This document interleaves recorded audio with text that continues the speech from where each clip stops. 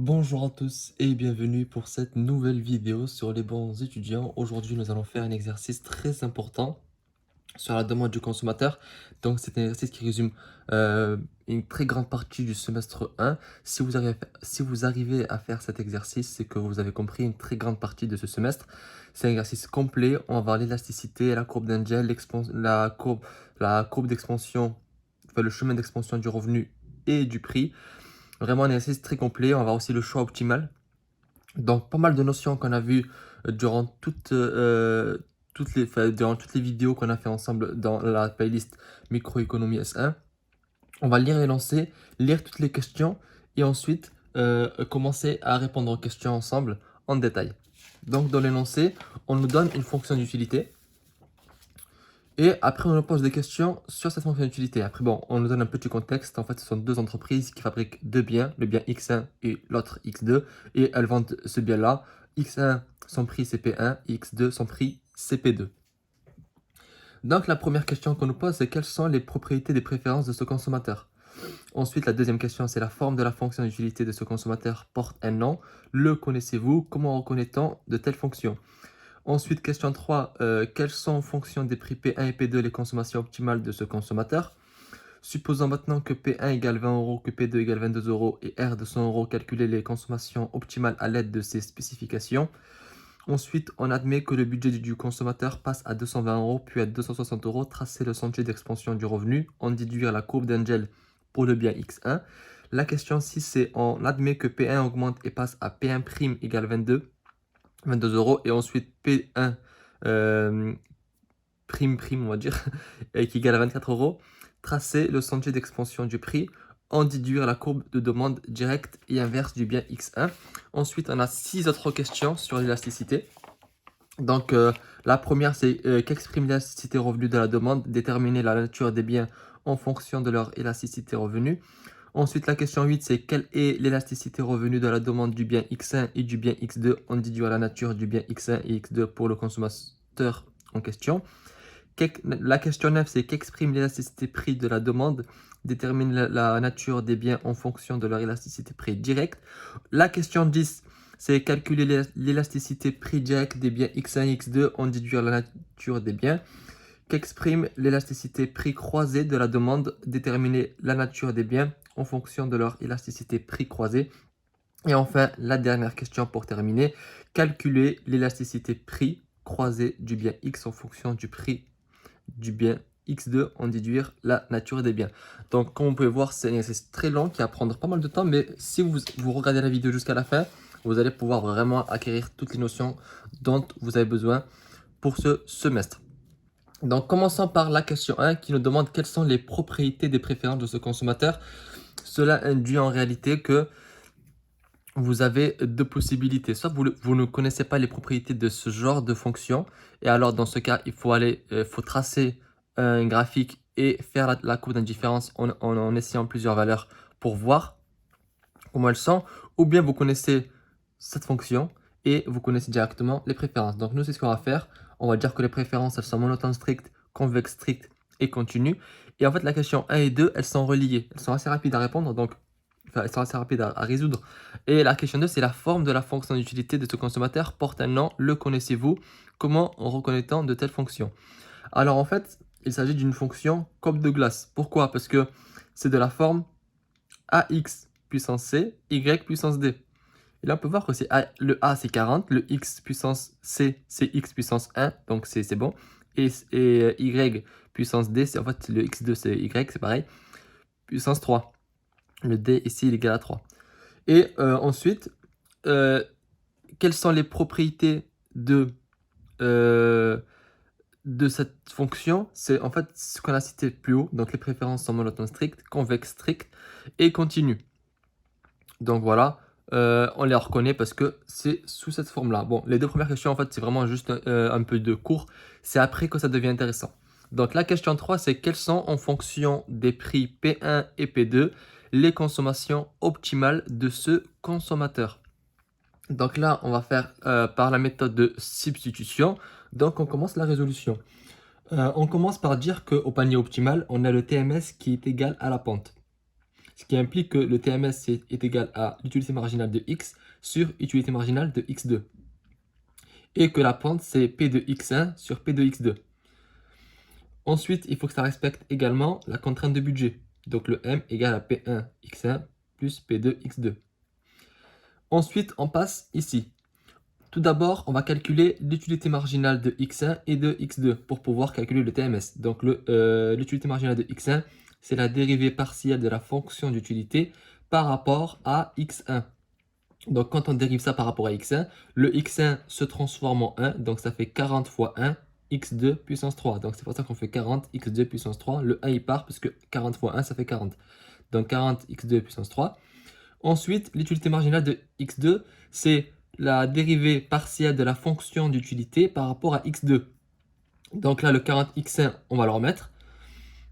Et on va dériver x2 puissance 3. Le 3 passe devant. Et on perd une puissance. Donc ça nous fait 40x1 fois 3x2 puissance 2. Le 3 et le 40, on va les multiplier entre eux, ça fait 120. Et donc on a 120x1 fois x2. Mais là, on peut simplifier. Donc là, on a pas mal de simplifications à faire. Le 40 et le 120, ils sont tous les deux dans la table de 3. Donc on va diviser tout par 40. Ici, on divise par 40. Et ici, disons que ça fait 1. On va simplifier. Donc ça nous fait 1x2. Et le 120, il devient 3. Parce qu'on a simplifié le 40 et le 120. Ensuite, pourquoi il nous reste que x2 et pas x2 puissance 3? Parce qu'ici, on a 120x1 fois x2. Donc, quand on a ça, ici, on a x2. Quand on simplifie, on nous trouve que c'est x2, parce que là, la puissance, elle part. Vu que là, on a x2 puissance 2. Donc, il nous reste x2, 3x1, qui est égal à P1 sur P2. Donc, c'est pour ça que... Parce que là, en fait, c'est x2. J'ai oublié de l'écrire, c'est x2 puissance 2. Donc, vu qu'on a en bas 3x1 fois x2, les 2 x2 partent, il en reste 1 en haut, ça fait 3x1. Et la pente, c'est égal à P de 1 sur P de 2. Donc ça, on le remet. Et ça respecte toujours, bien sûr, la contrainte de budget. Ensuite, en bas, on a... donc là, on va isoler le x2. On va l'isoler pour pouvoir l'injecter dans la contrainte de budget. Pour isoler le x2, je vous conseille de faire la méthode du produit en croix. Donc ça fait 3, pour trouver x2, il faut faire 3x1 fois P1 divisé par P2. C'est ce qu'on a fait, 3x1 fois P1 divisé par P2. On a x2. Et en bas, à la place de mettre P1 fois x1 plus P2 fois x2, on va mettre P1 fois x1 plus P2. Le x2, on va le remplacer par ce qu'il y a ici.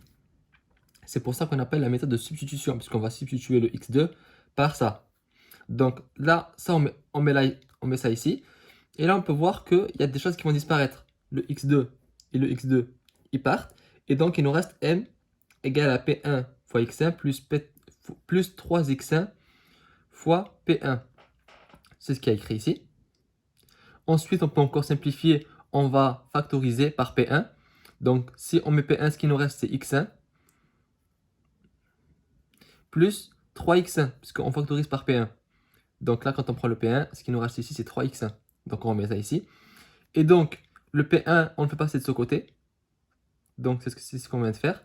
Et on additionne le x1 avec le 3x1. x1 plus 3x1, ça fait 4x1. Donc m divisé par P1 égale 4x1. Et nous, on va avoir la valeur que d'un seul x1. Donc le x1 étoile, en fait, c'est ce qu'on cherche, est égal, le 4, on le fait passer de ce côté. Et donc, quand on le fait passer de ce côté, on a m divisé par 4p1. M, c'est le revenu. Donc, on a x1 qui est égal à m divisé par 4p1. C'est ce qu'on cherche. Parce qu'on nous avait demandé quelles sont en fonction des prix P1 et P2 les consommations optimales de ce consommateur. Donc, pour x1, on l'a fait. Et pour trouver x2, ce qu'il faut faire, c'est juste en fait, vu qu'ici on a x2 qui est égal à 3x1 P1 divisé par P2, c'est de réinjecter la valeur de x1 à la place de x1 qui est ici.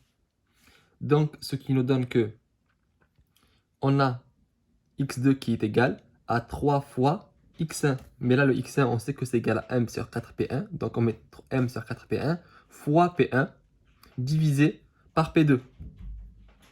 Là, le P1 et le P1, ils partent.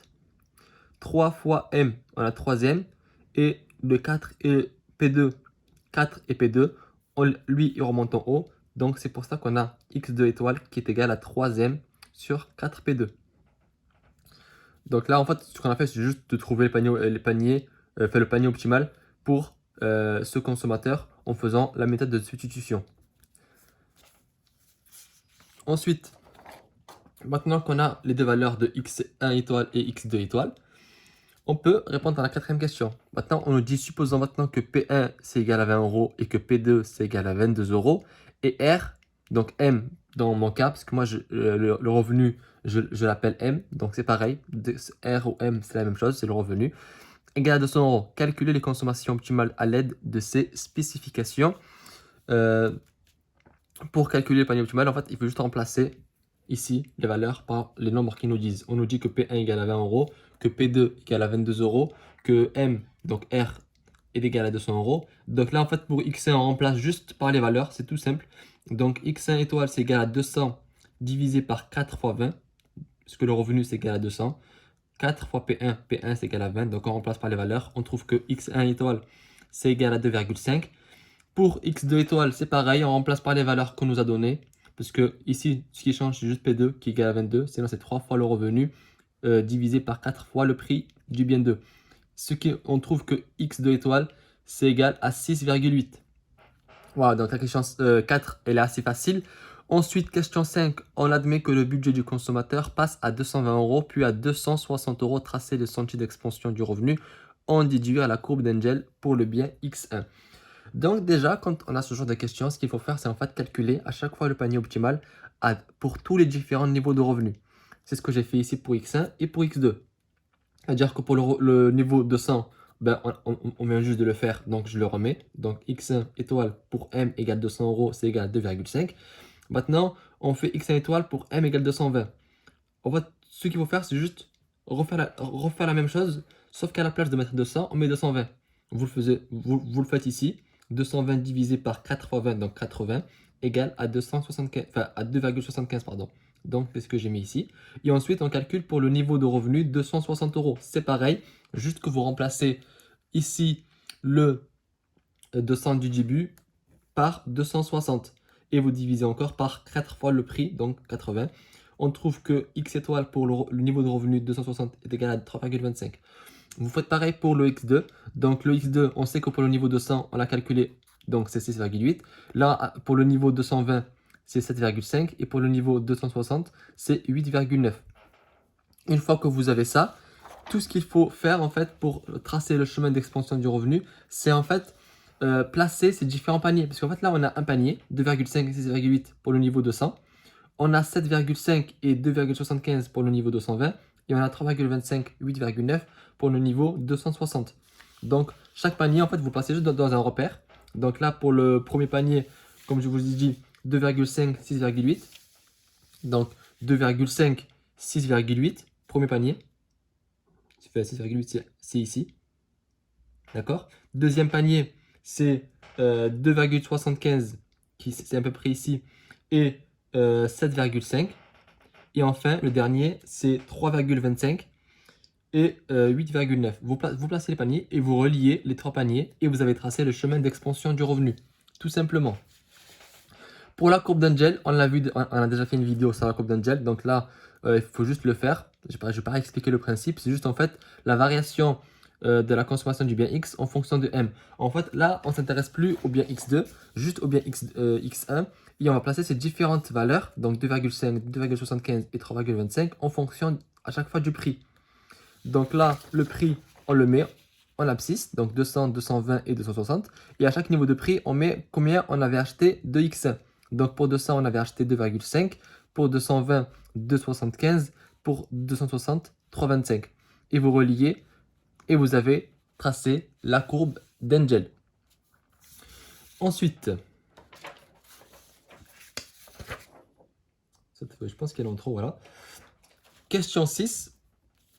La question 6, on nous demande, on va la mettre ici, voilà, maintenant on dit qu'on admet que P1 augmente et passe à P1'22 Et ensuite, à P1 égale 24 euros, tracer le sentier d'expansion du prix, en déduire la courbe de... Bon, là, en fait, c'est exactement la même chose, sauf que là, au lieu de changer le prix, enfin le revenu, on va changer que le prix du bien 1. Donc, du coup, pour X2, ben, ça va toujours être la même chose. Vu que X2 ne dépend pas du bien 1, ça va toujours être 6,8. Parce que le revenu, on ne le change pas. Le prix du bien 2, on ne le change pas. Donc, on sait que la consommation du bien 2 va toujours être égale à 6,8. Là, c'est la consommation du bien 1 qui va changer. Parce que son prix change. Du coup, vu que X1, c'est égal à M divisé par 4P1 et que P1 à chaque fois il change, du coup la valeur de X1 va changer. Donc pour le niveau, ben pour le niveau déjà, P1 égale à 20, on l'a déjà calculé, donc c'est 2,5. Maintenant on nous dit que P1 égale 22, donc on le refait, donc le revenu divisé par 4 fois 22, parce que maintenant P1 prime c'est 22. Du coup on a une consommation qui est à 2,25. Et ensuite pour P1 prime prime égale à 24, donc c'est 24 euros. Et on recalcule le choix optimal. Donc c'est 200 divisé par 4 fois 24 égale à 2. Donc on a les trois différentes consommations de X en fonction que le prix change. Pour tracer le chemin d'expansion du prix, c'est ici. Donc on place en fait les différents paniers, mais à chaque fois que X2 c'est toujours 6,8, c'est pour ça en fait que c'est horizontal. Et à chaque fois en fait ce qui change c'est la position de X1, parce que son prix a changé. Donc vous placez les différents paniers, 2,5, 6,8, 2,5, 6,8. Ensuite, 2,25, 2,25 et 6,8. Encore ici. Enfin, tout à l'heure c'était 2, 2,25 et 2,5. Voilà. Ah, et à chaque fois c'est 6,8. Vous reliez les paniers et vous avez fait le chemin d'expansion du prix. Ici, c'est la courbe de demande.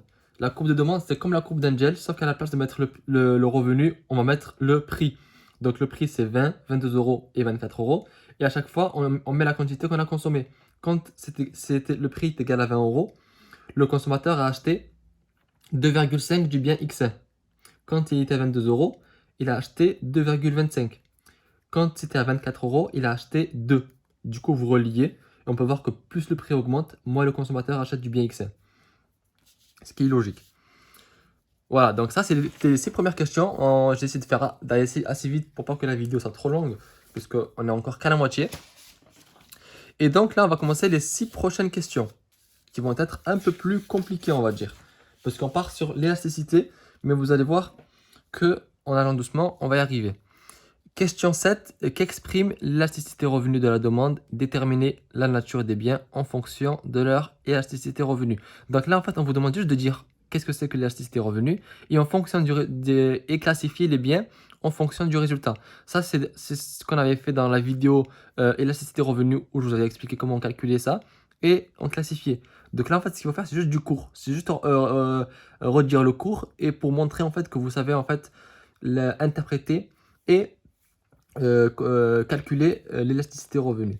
Donc, il faut dire que l'élasticité revenu mesure la variation en pourcentage de la demande d'un bien suite à une variation de 1% du revenu. Bon, très simple. Ensuite, vous dites les différents cas possibles. Il y a deux cas possibles déjà. Soit c'est un bien, soit ce sont des biens normaux, avec un S, ce serait mieux. Soit c'est un bien inférieur. Donc, si l'élasticité revenu est positive, c'est que c'est un bien normal. Si l'élasticité prix elle est négative, c'est que c'est un bien inférieur. Mais quand c'est un bien normal, on a plusieurs possibilités. Soit c'est entre 0 et 1.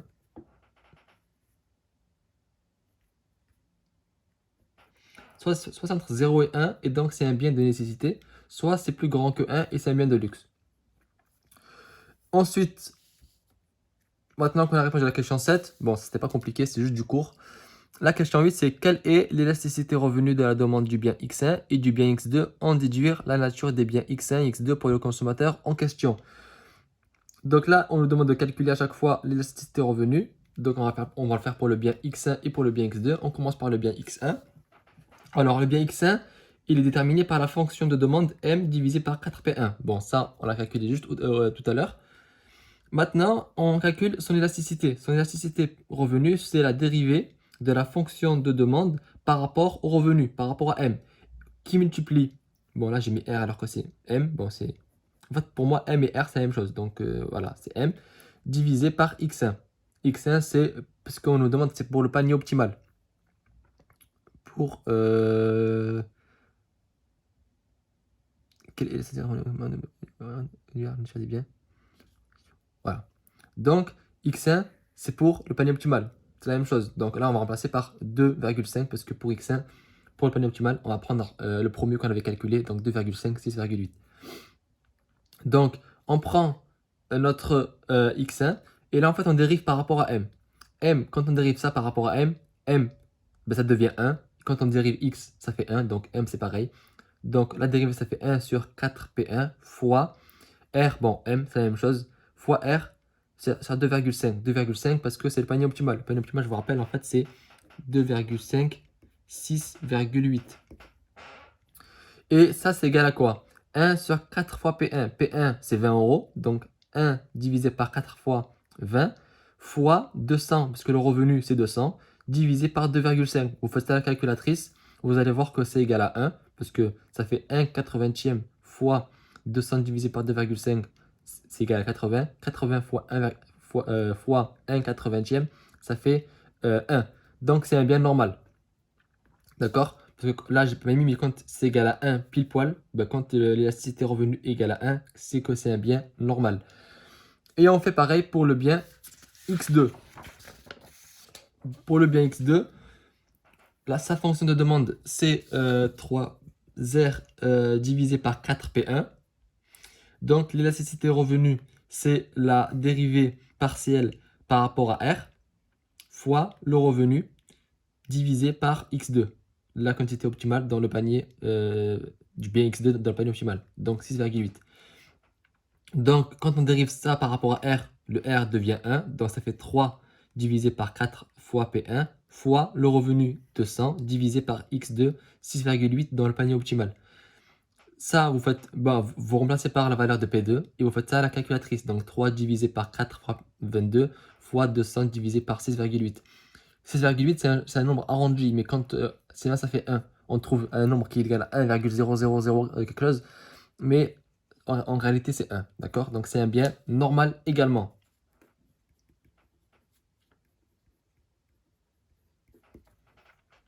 Ensuite, question 9. L'élasticité prix direct. Déjà, on lit la question avant d'y répondre. Qu'exprime l'élasticité prix de la demande? Déterminer la nature des biens en fonction de leur élasticité prix direct. L'élasticité prix direct mesure la variation en pourcentage de la consommation suite à l'augmentation de 1% de son prix. Donc là, on modifie le prix et en pourcentage, on voit comment la consommation, elle, se modifie.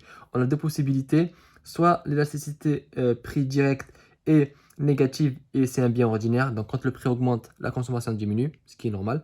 Soit c'est l'inverse. Soit l'élasticité prix direct est positive et donc là, c'est un bien de Giffen. On va calculer, à la question 10, on nous demande de calculer donc l'élasticité prix direct des biens X1 et X2. On déduire la nature des biens. Donc là, on va calculer l'élasticité des biens. Donc pour X1, on rappelle sa fonction de demande, c'est M divisé par 4. M divisé par 4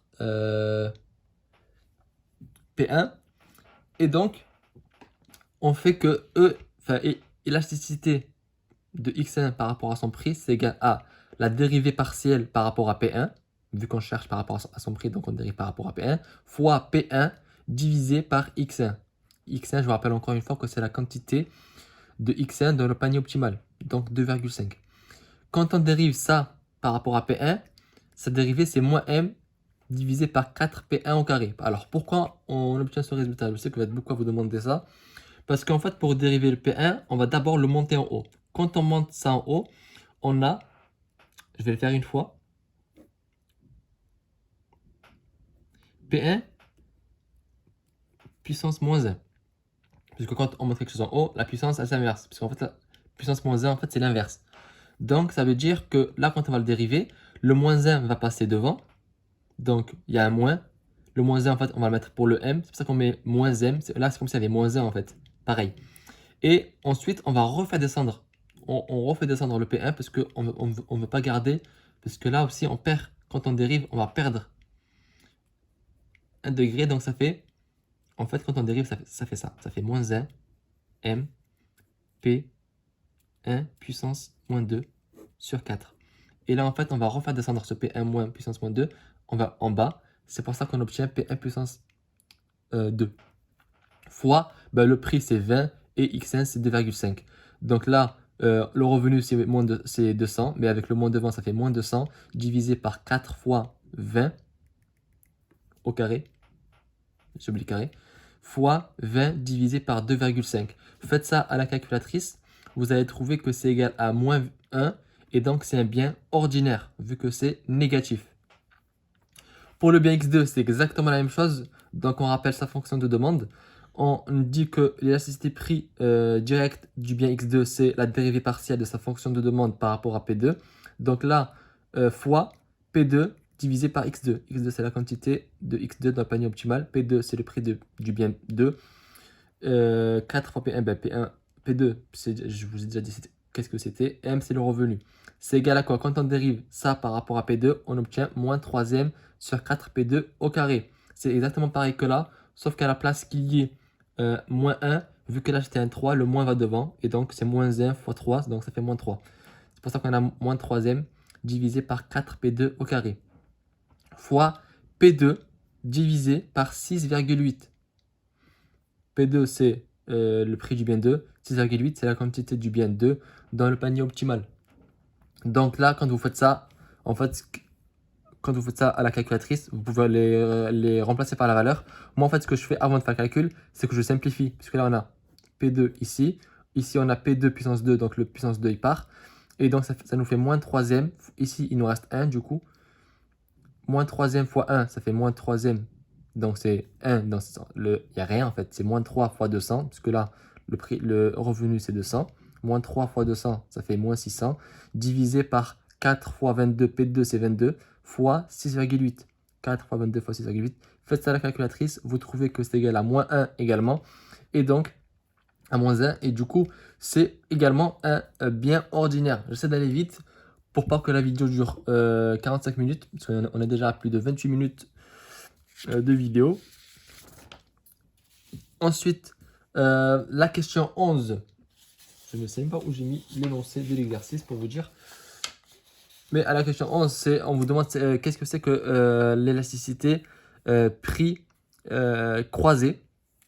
Et en fait, c'est la variation en pourcentage de la consommation d'un bien suite à une variation de 1% du prix de l'autre bien. En fait, là, c'est comme l'élasticité prix direct, sauf que là, on va faire varier le prix de l'autre bien. Le bien que, si on veut connaître l'élasticité prix croisé de bien X1, on va faire varier le prix du bien X2. Et donc, on a 3 possibilités. Soit l'élasticité de prix croisé, c'est positif, et donc ce sont des biens substituables. Soit c'est négatif, et c'est des biens qui sont complémentaires. Soit c'est égal à 0, et donc ce sont des biens indépendants. Et donc, à la question 12, on demande de calculer justement l'élasticité prix croisé pour le bien X1. Puisqu'en fait, ça sert à rien de le faire deux fois. Parce que vu qu'ils sont reliés par leur prix, quand vous connaissez, si on vous dit que vu qu'on a deux biens, c'est soit ils sont substituables, soit complémentaires, soit indépendants. Donc, vous avez qu'à le faire une fois. Donc, ça, c'est pareil. On rappelle la fonction de demande du bien x1. On la dérive par rapport à P2. Parce que là, on cherche justement par rapport à P2. Et ici, quand on dérive par rapport à P2, ça fait 0 parce qu'il n'y a pas de P2 dans la fonction de demande. Donc, c'est égal à 0. Et 0 fois quelque chose, c'est égal à 0. Donc, c'est pour ça que l'élasticité prix croisé du bien X1 par rapport à P2, c'est égal à 0. Et donc, les deux biens sont indépendants. Donc, j'ai essayé d'aller très vite pour répondre aux 12 questions. Si vous avez du mal, n'hésitez pas à repartir en arrière pour revoir le passage qui vous a posé problème. Mais j'ai essayé d'être clair et à la fois rapide. Et en tout cas, si vous avez des problèmes justement pendant cet exercice, c'est que peut-être vous n'avez pas acquis certaines notions. Allez voir le cours parce que toutes les notions sont expliquées beaucoup mieux dans le cours. J'ai fait une vidéo pour chaque notion. Donc pour l'élasticité prix croisé, ça a été fait. Pour l'élasticité prix direct, il y a une vidéo spécifique pour ça. On le fait très doucement, étape par étape. Là, le but, c'est vraiment juste de s'exercer et donc d'aller vite. Et vous montrer aussi comment ça va pendant un examen si vous devez faire ça. C'est à ce rythme-là en tout cas. C'est aller très très vite et pas perdre de temps. En tout cas, j'espère que cette vidéo vous a plu. Je vous dis à très bientôt sur les bons étudiants. N'hésitez pas à vous abonner à la chaîne pour être tenu au courant des nouvelles vidéos et à très bientôt.